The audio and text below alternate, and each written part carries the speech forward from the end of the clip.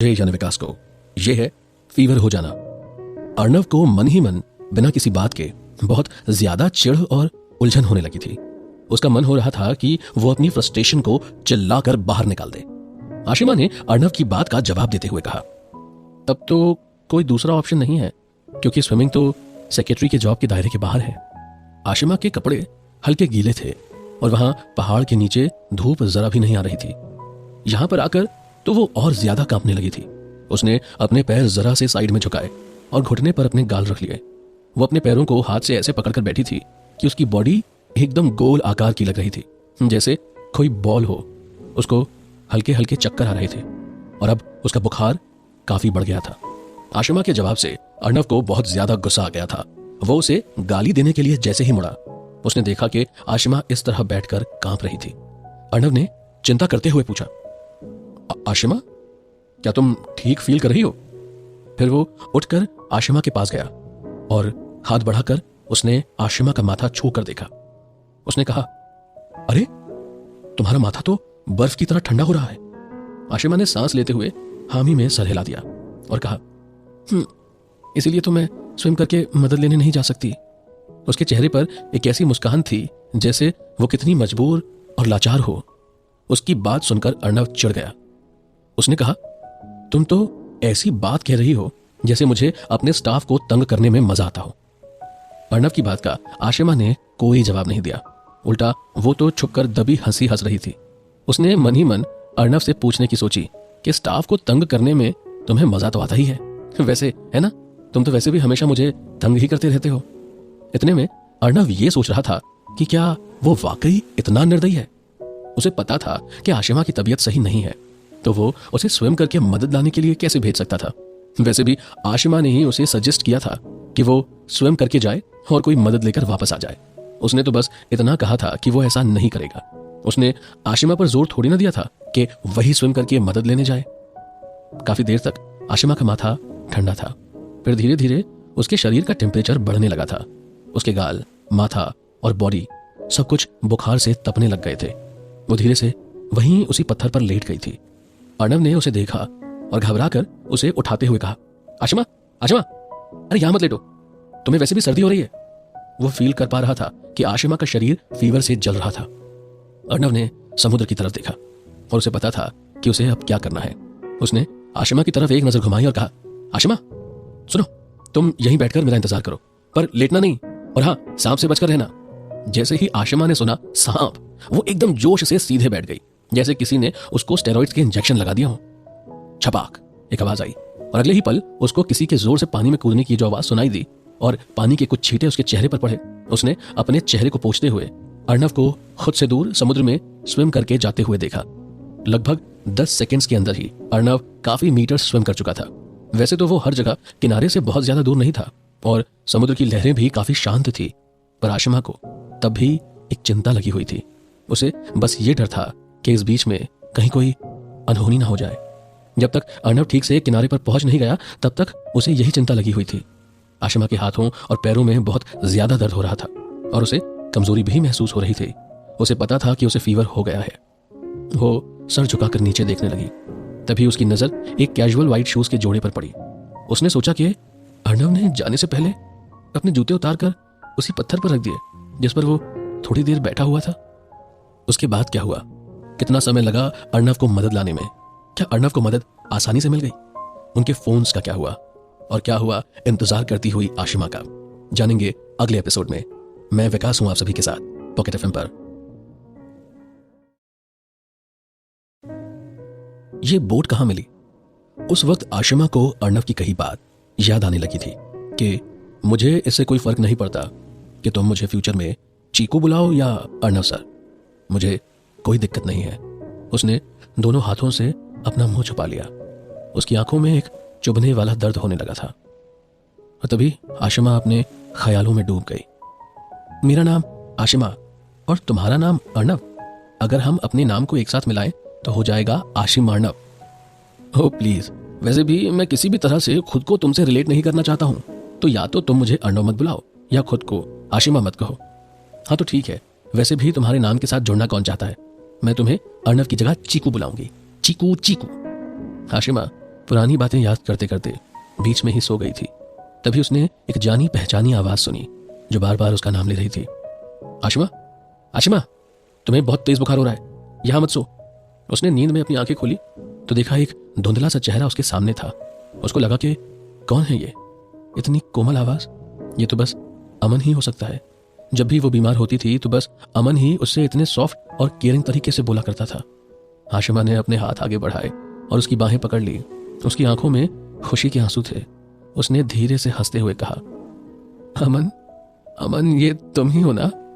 आशिमा ने उसे इतने कस के पकड़ रखा था कि एक पल को उसकी सांसें ही थम गई थी। पर जब उसने आशिमा को उसे अमन के नाम से बुलाते सुना तो अर्णव बहुत उदास हो गया था। फिर उसने गुस्से में आशिमा का हाथ अपने हाथ के ऊपर से हटा दिया और दांत पीसते हुए कहा, आशिमा, होश में आओ, अमन तुम्हें छोड़कर जा चुका है, अब तुम्हारी सेल्फ रिस्पेक्ट कहां चली गई है? उस पल में आशिमा ने अर्णव की आवाज पहचान ली थी और वो अपने सदमे से बाहर आ चुकी थी। उसने आंखें खोलकर देखा तो सामने अर्णव खड़ा था। उसने एकदम से चौंक कर कहा, अर्णव। अर्णव उसके सामने सीधा खड़ा हुआ था और उसको नीचे देख रहा था। वो उस वक्त एक ऐसी बर्फ की मूर्ति लग रहा था जिसमें से ठंडी हवा का झोंका खतरा बनकर बह रहा था। जब उसने आशिमा को अपनी तरफ देखते हुए देखा तो उसने टॉन्ट करते हुए कहा, क्यों, आखिर क्यों? क्या आप इस उम्मीद में थी कि मिस्टर अमन यहां इस आइलैंड पर आपको सरप्राइज देने के लिए आएंगे? आशिमा को अर्णव के सार्काज्म और टॉन्ट्स की आदत थी। उसने अर्णव की बात का कोई भी जवाब नहीं दिया, बल्कि वो अपने होठों को आपस में दबाकर पानी की तरफ देखने लगी थी। वहां किनारे पर एक लकड़ी की नाव रखी हुई थी। इतने में अर्णव बोट में जाकर चढ़ गया और आशिमा को ऑर्डर देते हुए कहा, बोट में आ जाओ। बोट जोर से हिलने लगी थी। आशिमा ने अपना एक पैर अंदर रखा और दूसरा रखने से वो डर रही थी। उसने इंतजार किया कि बोट थोड़ा हिलना कम हो जाए तो वो अंदर चढ़े। अर्णव ने कहा, टाइम वेस्ट करना बंद करो और जल्दी आओ। और फिर आशिमा का हाथ जबरदस्ती पकड़कर जोर से बोट की तरफ उसने उसे खींच लिया। आशिमा अर्णव को अभी भी शॉक्ड होकर देख रही थी। जब बोट थोड़ा हिलना कम हुई तो वो उसका हाथ छुड़ाकर एक जगह पर जा बैठी। आशिमा ने बोट में आराम से बैठने के बाद अर्णव की तरफ देखा। वो उसे दूसरी तरफ बैठकर बोट चला रहा था। आशिमा ने उससे बात को जानने के लिए एक्साइटमेंट में पूछा, तुम्हें ये बोट कहां से मिली? आशिमा ने सोचा कि पहले ही मछुआरे उन दोनों को चोर समझ बैठे थे। भले ही उन मछुआरों ने उनका पीछा करके उन्हें नहीं पकड़ा, पर अब वो मदद के लिए अपनी नाव तो बिल्कुल भी नहीं देंगे। तो आखिर कहां से आई थी वो बोट? कहां से लाया था अर्णव वो बोट? और क्या हुआ? क्या मछुआरों ने दोबारा इन पर हमला कर दिया? जानेंगे आशिमा और अर्णव के साथ क्या हुआ इस बोट राइड में, या उसके बाद। बने रहिएगा पॉकेट एफएम पर मेरे यानी विकास के साथ। Welcome to the new chapter. वापस जाओ। अर्णव ने अपना चेहरा हल्का सा उठाया। वो उस वक्त बहुत ज्यादा गुस्से में लग रहा था। उसने बड़ी बेरुखी से जवाब दिया, तुम इतना मत सोचा करो। आशिमा ने अर्णव की तरफ ज्यादा ध्यान नहीं दिया और वो पानी की तरफ देखने लगी थी। उसने मन ही मन में सोचा कि हाँ, वैसे भी मैं क्यों सोचूंगी, अर्णव किसी न किसी तरह से अपना काम निकलवा ही लेता है। अगर वो इस वक्त यहाँ पर एरोप्लेन भी ले आता तो कोई बहुत हैरानी की बात तो थी नहीं। आशिमा ये सब सोचते हुए घूम कर बैठ गई थी। उसकी पीठ अर्णव की तरफ थी और धीरे धीरे बोट किनारे की तरफ आने लगी थी। आशिमा बस इंतजार कर रही थी कि कब बोट रुके और वो उससे नीचे उतरे। आशिमा ने अपने पैर पानी में डाल दिए थे। उस तरफ धूप आने की वजह से पानी हल्का गर्म था। वो जरा सा झुकी और हाथ में पानी लेकर अपने चेहरे पर छिड़कने लगी। इससे उसे थोड़ी ताजगी महसूस हो रही थी। आखिरकार बोट किनारे पर पहुंच गई थी और दोनों नीचे उतर गए थे। अर्णव बोट को खींचकर बालू पे चढ़ा रहा था। तभी आशिमा ने अर्णव की तरफ मुड़कर देखा। उसका चेहरा एकदम लाल हो गया था। आशिमा ने सोचा कि रेत पर बोट खींचने से इसे बहुत जोर पड़ रहा होगा। पर एक मिनट, ये तो इतना फिट और स्ट्रांग है, तो एक छोटी सी लकड़ी की नाव को खींचने में बहुत ज्यादा ताकत तो लगनी नहीं चाहिए, या लगती है? आशिमा अपने ख्यालों में खोई हुई थी कि आखिर में वो औरत अर्णव से क्या बात कर रही है। पर जब उसने अर्णव की तरफ देखा तो वो एकदम शॉक्ड हो गई थी, क्योंकि अर्णव बहुत मजबूर दिखने के साथ साथ काफी चिढ़ा हुआ भी लग रहा था। आशिमा ने सोचा कि ये इनसे कब मिला और ये दोनों एक दूसरे को कैसे जानते हैं। तभी वो औरत अर्णव की तरफ आगे बढ़ी और एक हाथ अपनी कमर पर रख के दूसरे हाथ से नारियल के पेड़ों की तरफ इशारा करने लगी। आवाज थोड़ी दूर से ही आ रही थी, पर इतनी धीरे थी कि कुछ भी सुनाई नहीं दे रहा था। अर्णव ने कहा, हाँ मुझे पता है, मैं अभी कर देता हूँ। और इतना कहकर उसने वो बोट वहीं छोड़ दी, अपनी कमर सीधी करी और बेमन से जंगल में नारियल के पेड़ों की डायरेक्शन में वो चला गया। आशिमा ने सोचा कि आखिर यहां ये हो क्या रहा है। वो भी पूरी बात जानने के लिए एक्साइटमेंट में अर्णव के पीछे पीछे जाने लगी। उसने रास्ते में चलते चलते आवाज दी, अर्णव सर। अर्णव वहीं रुक गया और गुस्से में पीछे मुड़कर आशिमा को देखकर टोकने लगा, जल्दी करो और जाकर अपनी दवाइयां खाओ, या फिर तुम बुखार से मरना चाहती हो। आशिमा वहीं रुक गई और उसने कहा, ओह, पर उसे अभी भी चिंता हो रही थी। उसने अर्णव से पूछा, पर आप? अर्णव ने बीच में ही आशिमा की बात काट दी और कहा, जब मैंने तुमसे कहा है कि वापस जाओ, फिर तुम पर वर क्यों कर रही हो? आशिमा ने गंभीरता से कहा, सॉरी, मैं जा रही हूं वापस। और मन ही मन वो अर्णव को ऐसी बातें बोलने लगी जो वो उसके मुंह पर कभी नहीं बोल सकती थी। आशिमा ने सोचा कि ठीक है, मैं वापस चली जाऊंगी, पर इसमें गुस्सा करने की क्या बात है। जब हम किनारे पर बोट ढूंढ रहे थे तो कहीं इसने गलती से कोई बॉम्ब तो नहीं खा लिया था। यही सोचते सोचते उसने अपने कदम जंगल की ओर बढ़ाए और नारियल के पेड़ों की तरफ चलने लगी। तभी अर्णव गुस्से में आशिमा पर जोर से चिल्लाया, तुमने सुना नहीं मैंने क्या कहा? वापस जाओ। उसे सुनकर आशिमा रुकी और भोलेपन से अर्णव की तरफ देखते हुए कहा, मैं वापस ही जा रही हूं, हम आते हुए इस जंगल के रास्ते से तो आए थे। उसके बाद क्या हुआ? क्या वो रास्ता सही था? क्या आशिमा सही सलामत वापस होटल पहुंच गई? और उन नारियल के पेड़ों की तरफ अर्णव आखिर करने क्या जा रहा था? उस महिला ने ऐसा क्या कह दिया था अर्णव से? जानेंगे आने वाले एपिसोड्स में। सुनते रहें पॉकेट एफएम पर मुझे यानी विकास को। Welcome to the new chapter, बहुत सारे नारियल।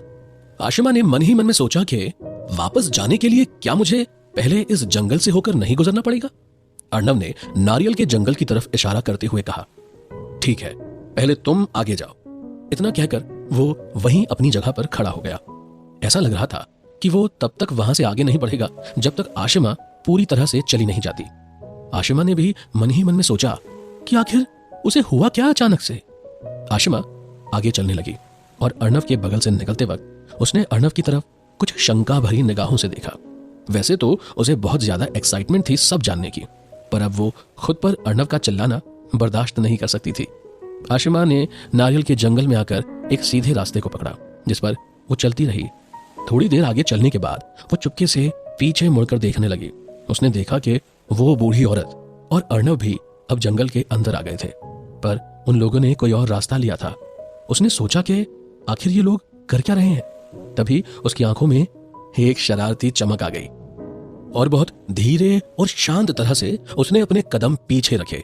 अब वो उस जगह चलकर जाने लगी जहां अर्णव और वो औरत गए थे। वो अपनी गर्दन आगे करके उन दोनों को उसी दिशा में ढूंढ रही थी। उसे कहीं से उस औरत के कुछ बोलने की आवाज तो आ रही थी, पर वो दोनों कहीं दिख नहीं रहे थे। वो धीरे धीरे उस ओर जाने लगी जहां से वो आवाजें आ रही थी। मुझे पता है कि 2 बास्केट्स भरनी है, तुम तो बहुत ही ज्यादा झगड़ालू हो। अचानक से आशिमा को अर्णव की कुछ चिढ़ती हुई सी आवाज सुनाई दी और उसका तो दिल ही एकदम से कांप उठा। उसने हाथ आगे बढ़ाकर एक नारियल का पेड़ पकड़ा और उसका सहारा लेकर आगे देखने लगी। उसने देखा कि थोड़ी दूर पर अर्णव अपने हाथ में एक डंडा लिए खड़ा हुआ है और उस डंडे से वो एक बहुत बड़े से नारियल के पेड़ की तरफ इशारा कर रहा है। उस डंडे के ऊपर एक बड़ा सा हुक लगा हुआ था। अर्णव ने उस डंडे को पेड़ पर लगे नारियल के ऊपर जोर से मारा और एक नारियल टूटकर नीचे गिर पड़ा। और फिर ऐसा ही करते हुए वो एक एक करके बाकी के नारियल भी तोड़ता जा रहा था। एक एक करके नारियल नीचे गिर रहे थे और अर्णव से थोड़ा दूर खड़े होकर वो बूढ़ी औरत सर ऊपर करके देख रही थी। बीच बीच में वो अर्णव को पेड़ की तरफ अपने हाथों से इशारा करते हुए कुछ बोल भी रही थी, जैसे उसे कुछ समझाना चाह रही हो। यह सब देखकर हैरानी से आशिमा की आंखें चौड़ी हो गई थी और उसका मुंह खुला का खुला रह गया। उसको अपनी आंखों पर बिल्कुल भी विश्वास नहीं हो रहा था कि अर्णव एक बूढ़ी औरत के लिए नारियल तोड़ रहा था। आशिमा ने सोचा कि क्यों, आखिर क्यों? अर्णव के हाथों ने तो आज तक कभी झाड़ू भी नहीं छुई है, बल्कि हाई स्कूल तक तो इसके बिहाफ पर मैंने इसकी क्लास की ड्यूटीज करी हैं, और अब ये एक बूढ़ी औरत की मदद कर रहा है, वो भी पेड़ पर से नारियल तोड़ने में। और बल्कि वो औरत काम के बीच बीच में इसे ऑर्डर भी दे रही है। अर्णव ने हमेशा से एक बहुत शानदार जिंदगी जी है। वो कभी इतना दयालु नहीं था कि वो किसी बूढ़ी औरत के लिए नारियल तोड़े। ना तो उसको बड़ों की इज्जत करना आता था और ना ही वो बच्चों से प्यार से बात करना जानता था। तब वहां 2 और औरतें आ गई जिनकी उम्र लगभग 30 से 35 साल के आसपास की रही होगी। आशिमा को अब कुछ शक होने लगा था। उन्होंने आकर उस नारियल के पेड़ की तरफ देखा जिस पर से अर्नव नारियल तोड़ रहा था, और फिर वो उस बूढ़ी औरत की तरफ देखकर कुछ कहने लगी थी। उनमें से एक औरत ने लाइट ब्लू कलर की साड़ी पहनी हुई थी और वो आशिमा को दिखने में कुछ जानी पहचानी लग रही थी, खासकर उस औरत की आवाज। तभी आशिमा ने दिमाग पर जोर डालकर याद करने की कोशिश करी और अचानक से उसे याद आ गया था कि अरे, ये तो वही औरत थी जिसने अर्नव और उस पर बोट चोरी करने का इल्जाम लगाया था, और फिर वही औरत पानी में उनका पीछा भी कर रही थी। आशिमा ने सोचा कि अर्नव इन लोगों के साथ आखिर कर क्या रहा है? क्या इन लोगों ने अर्नव से नारियल तोड़ने की मांग करी है क्योंकि हम उनकी बोट बिना बताए ले गए थे? नहीं नहीं नहीं, ऐसे तो बिल्कुल ही नहीं हो सकता। वैसे भी जिस हिसाब से अर्नव का नेचर है, कोई भी उसे ऐसा कुछ भी करने के लिए मजबूर कर ही नहीं सकता जिसमें उसकी मर्जी ना हो, और ऐसी औरतों से डील करना तो इसके लिए बाएं हाथ का खेल है। इसी के साथ खत्म हुआ ये चैप्टर। अगले चैप्टर में जानेंगे आखिर अर्नव वहां कर क्या रहा था, उन औरतों ने अर्नव से ऐसा कहा क्या था, और आशिमा ने इसके बाद और क्या क्या देखा। जानने के लिए सुनते रहिए पॉकेट एफएम, मेरे यानी विकास के साथ।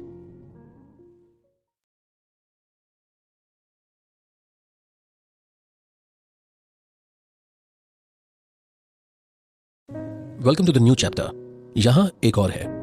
आशिमा ने मन ही मन में सोचा कि आखिर इन औरतों की मदद करने की असली वजह क्या थी।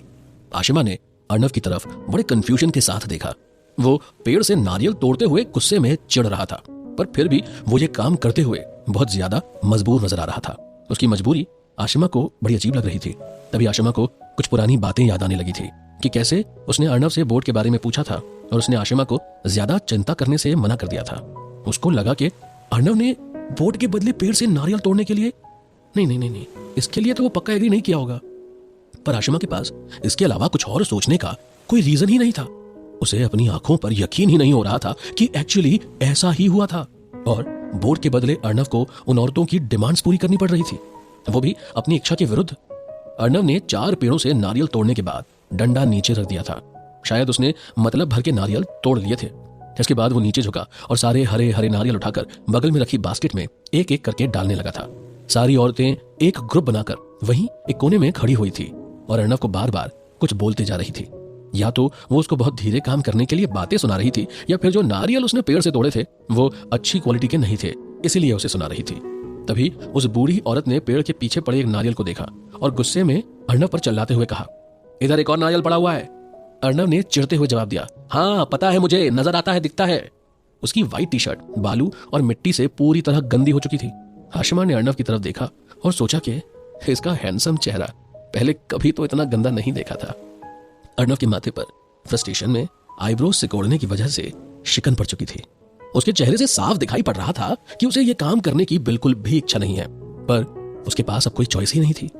उसे देखकर लग रहा था ऐसा जैसे वो कोई बहू है जिसे ससुराल में बहुत तंग किया जा रहा है। ये नजारा देखकर आशिमा को अर्नव के लिए थोड़ा बुरा तो लग रहा था, पर उसको हंसी भी बहुत आ रही थी। वो नारियल के पेड़ पर झुककर सोचने लगी कि इस घमंडी आदमी ने दूसरों की हमेशा ही बेइज्जती करी है, और आज देखो ये खुद जमीन से नारियल उठा रहा है। वैसे तो कभी कभी ये काफी पागल लगता है, पर अभी भी उतना ही रूड और भयानक नहीं लग रहा है। आशिमा को अर्नव का ये हाल देखकर उस पर काफी दया आ रही थी। अर्नव ने सारे नारियल उठाकर अब बास्केट्स में भर दिए थे। फिर उसने अपनी कमर सीधी करी और उन औरतों की तरफ देखते हुए कहा, मैंने दोनों बास्केट्स ऊपर तक भर दी है। आशिमा को फीवर की वजह से अब चक्कर सा आने लगा था। पेड़ का सहारा लेकर वो वहीं सोने वाली थी, पर जैसे ही उसने अर्नव की आवाज सुनी उसने अपनी आंखें खोल ली थी। उसको ये लगा कि अब अर्नव वहां से निकलने की तैयारी कर रहा है, तो वो तुरंत पीछे मुड़ी और जितनी तेज वो भाग सकती थी उतनी तेजी से वो वहां से भाग निकली। आशिमा ने सोचा कि काम भले ही मुश्किल रहा हो, पर अर्नव के लिए उसके घमंड से बढ़कर कुछ भी नहीं है। उसने मुझे यहां से पहले जाने के लिए इसीलिए बोला जिससे मुझे कुछ पता न चले, क्योंकि अगर मुझे पता चल जाता कि इन औरतों ने उसको यहाँ नारियल तोड़ने के लिए रोक लिया है तो मैं तो उसका मजाक उड़ाती। अब अगर उसको पता चल गया कि मैंने वापस आकर सब कुछ देख लिया है, तब तो वो गुस्से में मेरा क्या हाल करेगा, मैं ये सोच भी नहीं सकती हूँ। आशिमा उस नारियल के जंगल से बिना रुके बस दौड़ती रही। वो नंगे पांव ही बोट से नीचे उतरी थी तो अब उसके तलवे जलने लगे थे। अचानक से उसे चक्कर आ गया और वो वहीं बेहोश होकर नीचे गिर गई। एकदम से दवाई की बहुत स्ट्रांग स्मेल आई। आशिमा ने नाक चढ़ाते हुए धीरे धीरे अपनी आंखें खोली। जो पहली चीज उसने देखी वो थी एक जंग लगा हुआ आईवी ड्रिप का स्टैंड जिस पर कुछ मेडिसिन की बोतल लटक रही थी। उसको अपना सर अभी भी काफी भारी लग रहा था और वो अभी भी हल्की सी बेहोशी की हालत में थी। उसे ठीक से कुछ दिख भी नहीं रहा था क्योंकि सब कुछ बहुत धुंधला सा था। उसने अपने माथे को दबाते हुए हल्का हल्का सा रब किया और तब जाकर वो थोड़ा होश में आई। उसने अपने अगल बगल देखा कि दोनों तरफ साफ सुथरे बिस्तर डले हुए थे पर वो सारे ही खाली थे। आशिमा को यह यकीन हो जाने के बाद कि वो हॉस्पिटल में थी, उसने बैठते हुए धीरे से बोला, तो क्या मैं किसी हॉस्पिटल में हूं? पर मैं यहां आई कैसे? क्या जवाब मिला आशिमा को? क्या अर्णव उसे हॉस्पिटल तक लेकर आया था या कोई और ये हॉस्पिटल असल में था कहां? जानेंगे अगले एपिसोड में पॉकेट एफएम पर मेरे यानी विकास के साथ। Welcome to the new episode. मैं हॉस्पिटल कैसे पहुंची? आशिमा को अपने सर में अभी भी बहुत भारीपन महसूस हो रहा था। उसने थोड़ा बेटर फील करने के लिए धीरे से अपना सर हिलाया और फिर सर उठाकर आईवी ड्रिप स्टैंड की तरफ देखने लगी। उस पर दवाई की खाली बॉटल्स टंगी हुई थी। फिर उसने अपने हाथ की तरफ नीचे देखा, उस पर मेडिकल टेप लगा हुआ था। तो वो समझ गई थी कि उसको ड्रिप चढ़ चुकी है। आशिमा ने कुछ याद करने की कोशिश की, अपने दिमाग पर बहुत जोर डाला, पर उसे बस इतना ही याद आ रहा था कि वो नारियल के जंगल से बाहर भाग रही थी और इसके बाद का उसको कुछ भी याद नहीं था। उसने सोचा कि आखिर कौन उसे हॉस्पिटल लेकर आया था। आशिमा कंफ्यूज होकर यह सब कुछ सोच ही रही थी कि तभी किसी ने दरवाजे पर नॉक किया। उसने दरवाजे की तरफ देखा और कहा, कम इन। तभी दरवाजे का हैंडल घूमा और किसी ने धीरे से दरवाजा अंदर की तरफ खोला। उसने हल्का सा मुस्कुराते हुए अंदर झांक कर देखा और कहा, मिस आशिमा? आशिमा ने जैसे ही उन्हें देखा वो चौंक गई थी। तो उसने कहा, मिस्टर देसाई आप? ये सुनकर मिस्टर देसाई अंदर आए। उनके हाथों में एक फलों से भरी हुई बास्केट थी। वो आशिमा की तरफ चलकर गए और उन्होंने उससे थोड़ी फिक्र दिखाते हुए पूछा, मिस आशिमा, क्या अब आप थोड़ा बेटर फील कर रही हैं? आशिमा को मिस्टर देसाई की यह सब हरकतें कुछ समझ ही नहीं आ रही थी। आशिमा ने सोचा कि ये यहाँ क्या कर रहे हैं? इन्हें तो अर्णव की चापलूसी करनी चाहिए। भला ये मुझ पर एहसान करने क्यों आए हैं? आशिमा ने उनसे पूछा, मिस्टर देसाई, अर्णव सर और बाकी सब कहाँ हैं? उसने ये जानना था कि वो हॉस्पिटल तक आखिर पहुंची कैसे थी और उस वक्त क्या टाइम हो रहा था। आखिर उसे अपने साथ के लोग अगल बगल में क्यों नहीं दिखाई दे रहे थे? उसने सोचा कि कहीं अर्णव मुझे इस जगह अकेला छोड़कर अपने साथ मिस्टर शर्मा और उनकी सेक्रेटरी को वापस दिल्ली तो नहीं ले गया। मेरे पास तो यहाँ पर कुछ है भी नहीं। मेरा सेलफोन और पर्स भी बोट में छूट गए थे। ओह नो, अगर अर्णव मुझे यहाँ पर अकेला छोड़ गया भी है तो अब मैं क्या करूं? जैसे ही आशिमा ने यह सब कुछ सोचा, उसे बहुत घबराहट और बेचैनी होने लगी और उसके दिमाग में ऐसे ख्याल इसलिए आ रहे थे क्योंकि वो अर्णव को बहुत अच्छे से जानती थी। वो अगर ऐसा करता भी है तो कोई बहुत हैरानी वाली बात नहीं थी। वो लोग हाई स्कूल में एक बार समर कैंप पर गए थे, तो जिस दिन घर वापस आना था उस दिन अर्णव ने आशिमा को सुबह जानबूझकर नहीं उठाया। वो सोती ही रह गई और अर्णव उसे वहीं छोड़कर घर वापस चला गया था। इसलिए वो अभी भी ऐसा कर सकता था, वो कुछ भी कर सकता था क्योंकि वो पागल है। तभी मिस्टर देसाई ने आशिमा को मुस्कुराते हुए उसके सवालों का जवाब दिया। दरअसल मैडम, अर्णव सर आपको यहाँ तक उठाकर लाने में बहुत थक गए थे, इसलिए वो अभी होटल में आराम कर रहे हैं। ये सुनकर आशिमा एकदम हैरान हो गई थी। उसने सोचा कि अर्णव मुझे यहाँ उठा के लेकर आया है। मुझे यकीन नहीं हो रहा है, पर इनको देखकर ऐसा लग तो नहीं रहा कि ये झूठ बोल रहे हैं। कहीं अर्णव ने आज कोई गलत दवाई तो नहीं खा ली है? तभी मिस्टर देसाई ने वो फ्रूट बास्केट आशिमा के बेड के बगल में रख दी और उसकी पैकिंग खोलते हुए कहा, मिस आशिमा, ये सारे फ्रूट्स अभी ताजे ही तोड़कर पैक करवाए हैं। इतना कहकर उन्होंने आशिमा को अपने दोनों हाथों से एक केला छील कर दिया। वो अभी भी उसी तरह से मुस्कुरा रहे थे। आशिमा ने उस केले की तरफ देखा और अपने होठ आपस में दबा लिए। उसने सोचा कि लगता है इन्होंने भी आज कोई गलत दवाई खा ली है। ये मुझ पर इतना ध्यान क्यों दे रहे हैं? अब भला इनको मेरी इतनी चिंता आखिर क्यों हो रही है? मिस्टर देसाई ने आशिमा को इतने खुशी खुशी केला छील कर दिया था कि अब अगर वो नहीं लेती तो ऑब्वियस था मिस्टर देसाई को बहुत बुरा लगता और फिर आशिमा को बहुत जोर की भूख भी लग रही थी। तो थोड़ा सोचने के बाद आशिमा ने मिस्टर देसाई के हाथों से वो केला ले लिया। आशिमा ने हल्का सा मुस्कुराते हुए थैंक यू मिस्टर देसाई कहा। वो थोड़ी देर तक उस केले को गौर से देखती रही, फिर उसने धीरे से मुंह खोला और एक बाइट ले ली। उसके बाद क्या हुआ? क्या सचमुच अर्णव आशिमा को लेकर हॉस्पिटल पहुंचा था? और इसका अर्णव की हेल्थ पर क्या असर हुआ? क्योंकि वो समुद्र में तैरकर भी गया था, उसने ढेर सारे नारियल भी तोड़े थे और वो पहले ही थोड़ा चिढ़ा और फ्रस्ट्रेटेड सा था। कहीं आशिमा को दोबारा डांट तो नहीं पड़ी? जानेंगे सब कुछ अगले एपिसोड में पॉकेट एफएम पर। सुनते रहें मुझे यानी विकास को।